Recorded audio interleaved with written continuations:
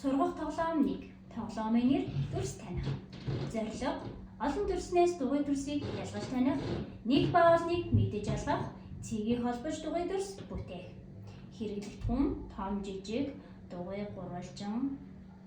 дөрвөлжин дүрс цаас харамдаа 1 удаагийн 5 ашиглана. Алхам 1. Савтай дүрсийг гаргаж ширээн дээр байрлуулна. Энд ямар өнгө байна вэ? Нэрлээрээ заагаарай. Шар,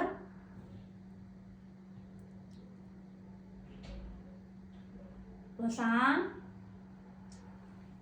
цэнхэр. Эдгээр дүрснээс дугуй дүрсийг заагаарай. Том улаан дугуй дүрс, жижиг улаан дугуй дүрс,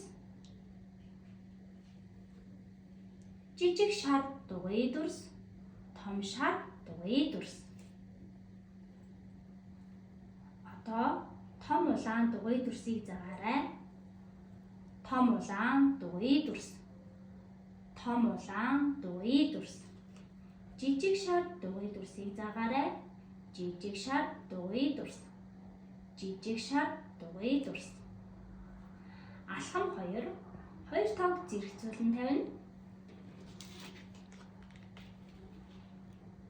Эхний тавганд том улаан дугуй дүрснээс нэгийг байрлуулаарай. Дараагийн тавганд жижиг улаан дугуй дүрснээс нэгийг байрлуулаарай. Дараагийн тавганд дахин нэгийг байрлуулаарай.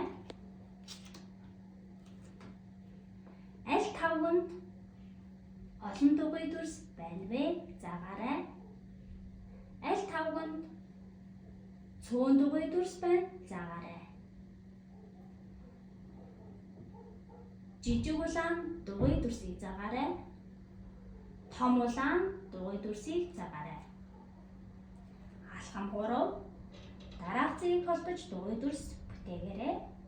Хүүхдээ хөгжүүлэхийн тулд хамтран ажиллаж байгаа танд баярлалаа.